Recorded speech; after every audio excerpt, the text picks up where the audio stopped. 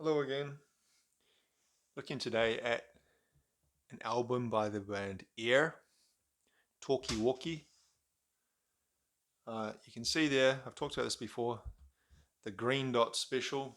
So that is one of the pricing codes used at a secondhand music store in my city.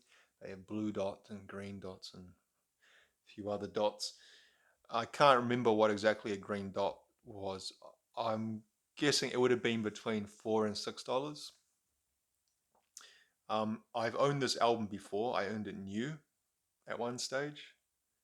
Don't know what happened to it actually. I can't even remember what happened, but it's a great album, produced by Nigel Godrich, who famously works a lot with Radiohead and has also worked with Beck and Paul McCartney and Pavement, a few others.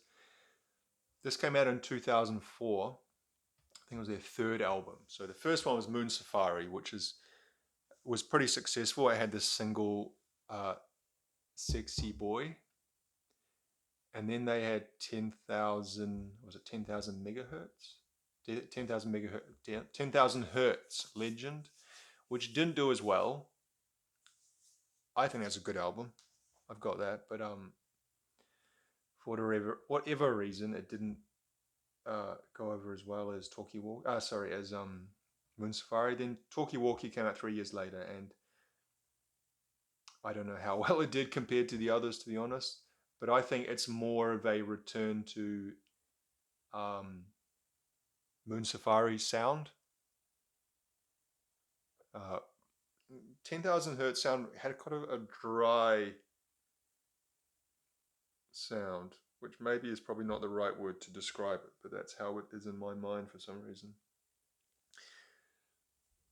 Air are these two guys, and how you describe them is, like I've said before, I'm terrible at describing music genres beyond the most basic ones. So what they say in on the Discogs page, they say electronica, space pop, dream pop, down tempo, progressive rock, chill out.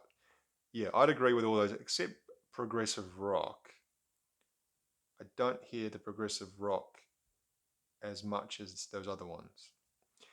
But nonetheless, those two guys there, I don't know who's who. What is it? There's was it Jean-Luc, no, Jean-Benoit Duncal and Nicolas Godin.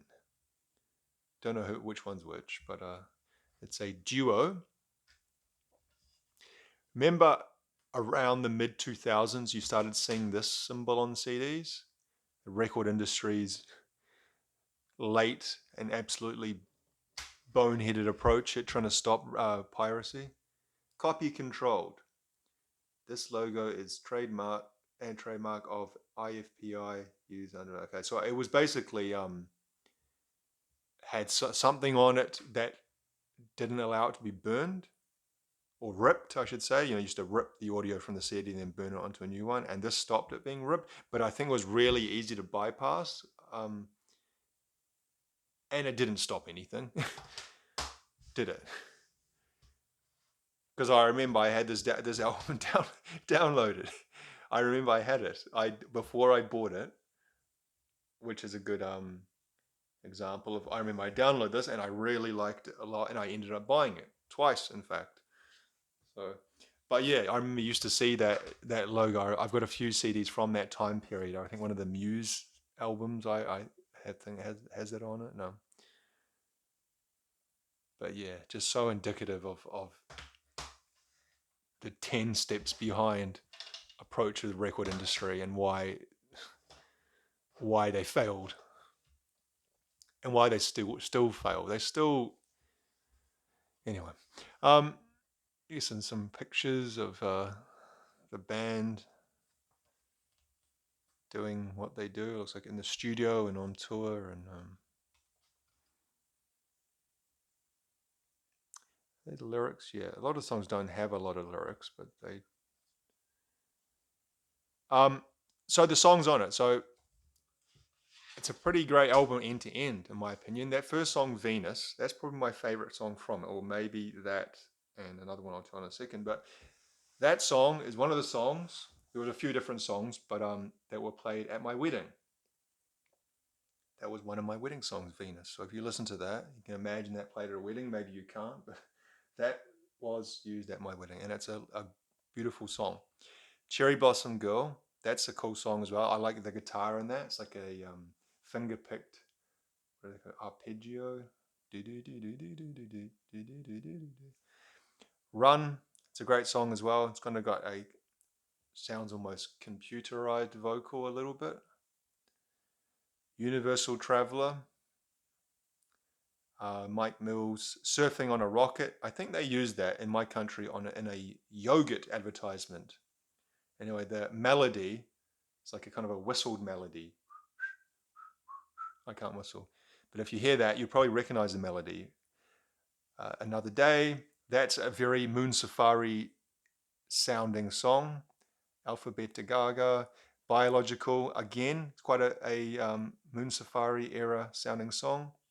Alone in Kyoto, that was also on the Lost in Translation soundtrack, the Sofia Coppola movie with Bill Murray and Scarlett Johansson.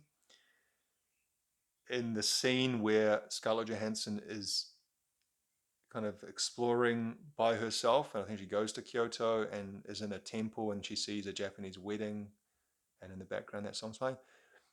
It is a very well done song to encapsulate that feeling. Alone in Kyoto. Again, they make a lot of use of that finger picked. Again, I think it's arpeggio. Is that what it's called? Kind of the descending, ascending, ding, ding, ding, ding, ding.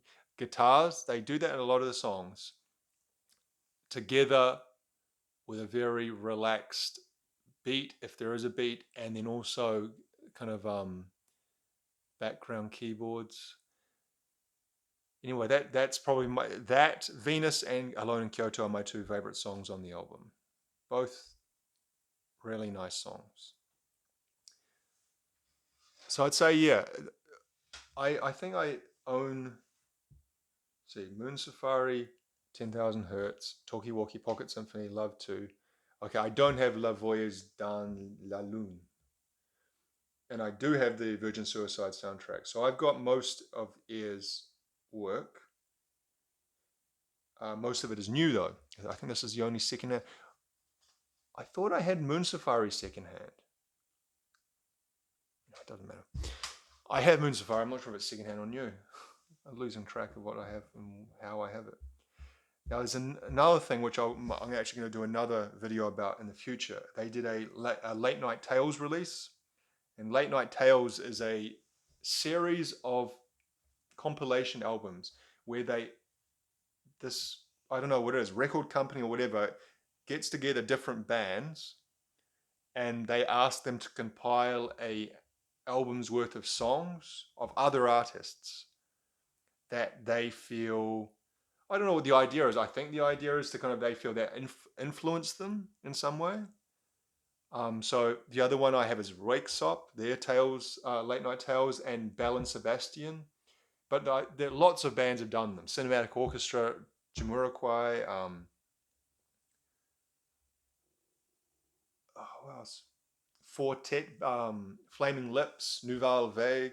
But anyway, yeah, I don't. The exact concept says artist curated compilation albums released to the.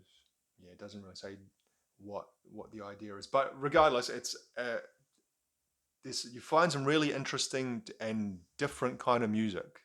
It's a good way of discovering new music.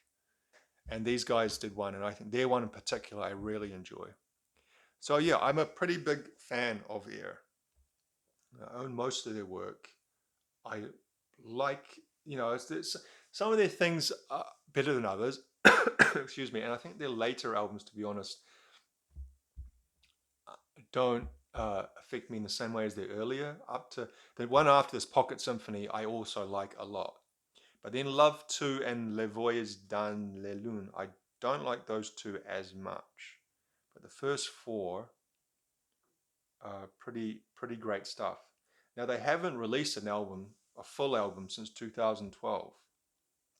So you would hope that they may be working on something at the moment. But I follow them on social media, and it doesn't look like they are. To be honest, it looks like they're living their lives and doing whatever. So yeah, they are still active.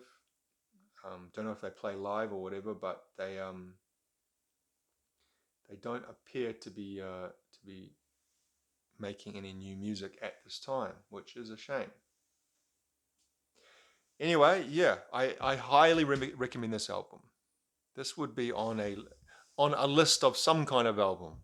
I don't know if my favorite albums, or but certainly of that I don't know, of 2004 or of the first half of the 2000s. I would say this would be on there as one of the best albums for me.